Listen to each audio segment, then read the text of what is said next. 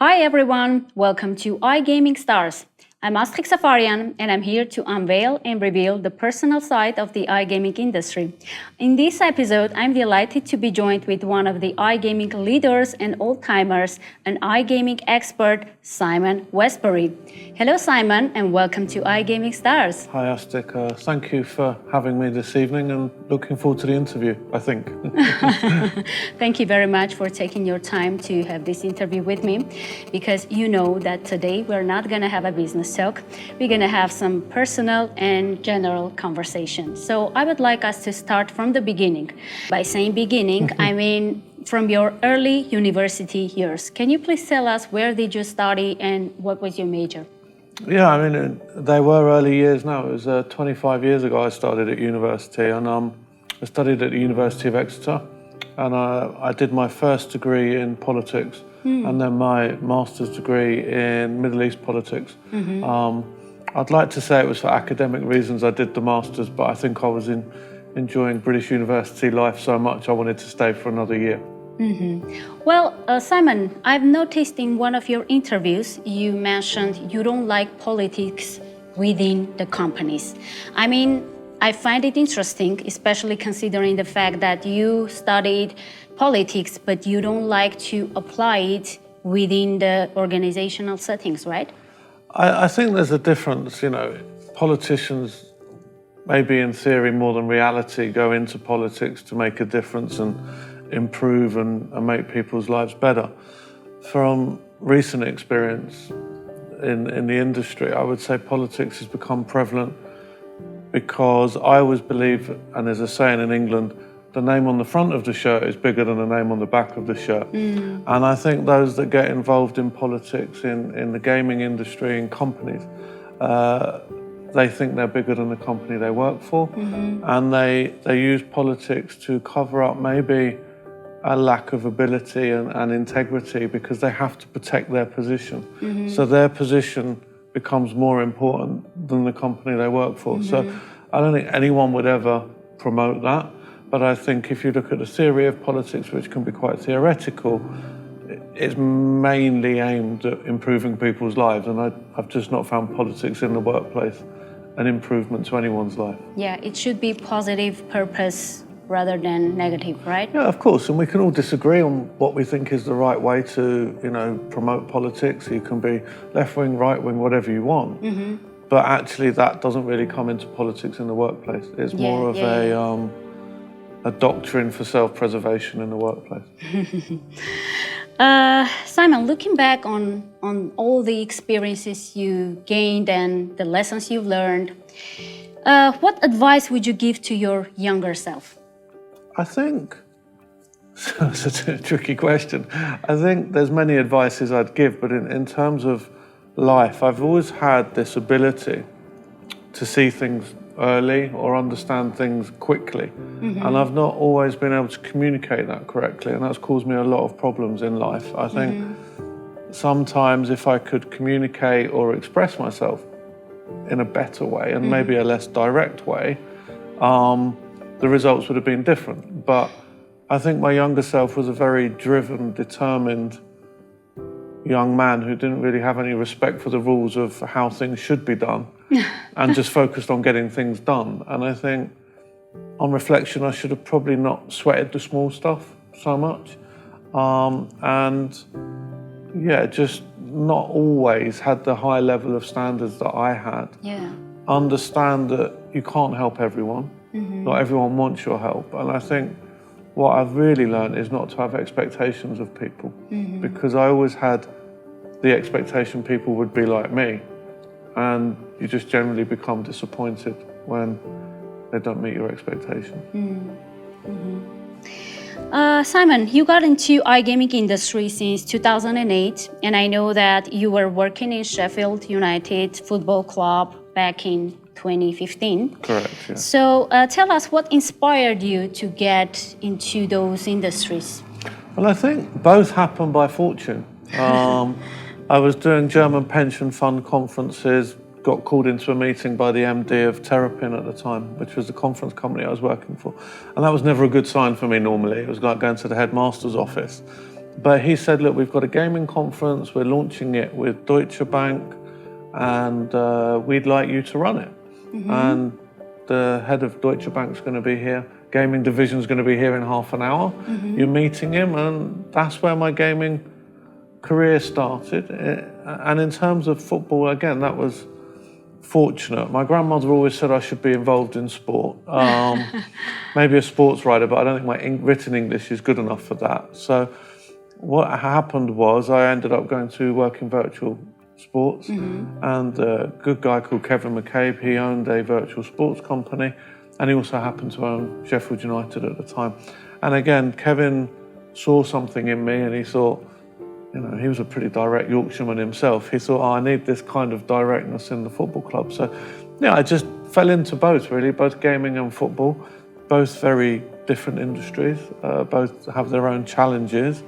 And I've tried to do both in my own way when I was involved in football and still in gaming. And you did it well. Thank you. Let's move forward and talk about your family and friends. How is your relationship with your family? I know that recently you became an uncle and also the godfather of the child, which should be very, wonderfully exciting. So what does that feel for you? Can you just elaborate on that? I think families are always complex. There's always ups and downs and challenging. And I think my mother described me to my wife the day before we got married. I think she'd rather have done it the day after we got married as a nightmare. But my wife still married me. So I think, you know, my sister's had baby Beatrice, as I call her. I am the godfather. I've managed to go to the baptism and not be struck down in church, which was a nice feeling. So, yeah, I mean, it's exciting, you know, for my sister and my family. I think, you know, as I say, families are complex. My father's taught me many things. He, as I may have mentioned just before in preparation for this interview, he still buys my mother flowers every week. And that's, that was something I wanted to ask. Are there any traditions or values from your upbringing that you still carry forward? For example, the thing that you mentioned now. Yeah, I think the flowers for the wife going into stores in Armenia has improved to order roses. That's actually so beautiful. I think, you know, my whole family's got big, open, giving hearts. So I may appear as this very stern person at times, but I think when you get to know me, you do see that kind of softer, more giving side. And, you know, my friends are very important to me, especially maybe spending the majority of my time here in Yerevan now. You know, I do miss my friends. That's normal. And I have very good friends who have the ability to tell me what they really think and me really listen. And I think not many people tell me what they really think, and I don't listen to many people, so my friends are very important. We will talk about your friends later, but now I want to speak about some motivations and values. So we know that life can be full of challenges, and I know you love challenges. However, what exactly motivates you to keep going when things get tough? I think it's just me, as you say. I like a challenge. I've never made life easy for whatever reason. But I have a firm belief in my values and what I believe is right. And I always say this, anyone can lie to anyone, but the one person you can't lie to is yourself. Of course, and said. When you stand in front of that mirror every morning, I have to be able to look at myself in the eye and say, you know, that I am the person I want to be. I'm not. I don't stand there going, I am a good person, I'm not American, but I have to be able to look myself in the eye. And I think, you know, after making a career choice at the end of, it seems a long time ago now, 2024, I took some time out, and that was brave because I had many offers, many conversations, but again, I did it my way. And I really wanted to find a company that wanted me for me and would allow me to be me. You know, I don't want this to sound arrogant. Success has always been with me, whether that be at Vsofco selling the company, be that at Amaya, be that at Digitone, be that at Sport Generate. Success has always been there. I've always wanted the ability to be me, and I had to make a choice. Do I want to go to a startup and make my name for a company, or do I want to go to a big company and see what I can offer? And truly, I thought it was going to be go to a startup and make it grow, but the latest opportunity came, and there'd been this perception that had developed that I was a face of a company and not someone who drives revenue. But actually, the reality is, I've always been able to drive revenue more than maybe do interviews. But as you progress, people want to hear what you're saying because you bring success. So this role combined both for me and allowed me to develop. Well, let's move forward. iGamingStars. In our show, we have a special part where we unveil and reveal our guests' secret passions or hidden talents or hobbies, whatever you name it. Now, let me tell you one thing. While being at Simon's place in London recently, I've seen a shelf full of books, and they were mainly about cricket players, and I've seen loads of cricket trophies, and they were amazing. So, Simon Westbury, can we just simply confirm that cricket is your secret passion? Yeah, I think that's fair to confirm, and I forgot that you're very observant, and there are a lot of cricket biographies, and let's not say too many trophies, a few trophies from when I was a bit younger and a bit better at cricket, let's say that way. Can you elaborate on how that passion came? I mean, cricket was just something I was always quite good at school and outside of school, and unfortunately I stopped playing when I was about 14 or 15 because I gave up swimming, and my mum liked me swimming and didn't like me playing cricket, so I didn't get to play cricket as much. And literally back in 2005 I started playing again, found a local club, and it's something I really enjoy because it's a team sport, but it's a very individual team sport. So when you're batting, which is when someone's basically throwing the ball at you, because to understand, they're throwing it at 70, 80 mile an hour at times. There's no one that can help you at that point. You have to stand there and face that ball. And when you're bowling, doing the opposite, you are trying to do the benefit of your team. Oh. But outside of that, it's a good social environment, and I love a beer, and that's kind of more important. The social aspect, let's call it, is more important than the actual playing. But communicating with your peers, your friends, right? And, it's nice when I'm back in the UK just to be able to play. I go on a cricket tour. Next year will be the 50th cricket tour. Wow. I haven't been on all of them, trust me, but I've been on a few. And it's just a nice environment for me. And it's actually something where I can turn my phone off for 7 or 8 hours. And just be yourself. And just not have people emailing me and bothering me. And, you never know when the game's going to finish. It starts at 1 and it can finish at 7. But for the time the game's going on, I'm pretty uncontactable, which is nice. You talked about friends. I would like to know, what role do close friends play in your life? Yeah, I think we touched on that earlier. I think I don't always listen. I don't listen to many people. And what I found in life, sometimes people actually don't feel they can tell me the truth. And actually, speaking to a friend actually over the weekend, and he was talking to me, and I said, well, this is why I value our friendship, because there's no BS, there's just authenticity, and I think that's what I look for in my friends, because when you're authentic and people are authentic around you, there's no problem. When people aren't authentic, that's when the problems come, because they're masking their true self. Now, I'm not saying someone's authentic means they're good. There can be bad sides to authenticity, but my friends have the ability to see the authentic me and maybe point me in the right direction sometimes when I go a little bit crazy. And how do you think all your friends can describe you in 3 words? Problematic, I don't know. 3 words is difficult. If you cannot answer to this question, I have got something to surprise you with. Yeah, I think I'll go with a surprise, to be honest. Do you remember when I visited your cricket club recently in London? Yes. Well, you didn't know at the time, but I spoke with your friends and I figured it out. So, special for our audience and surprise for Simon Westbury. Now let's check it. iGamingStars.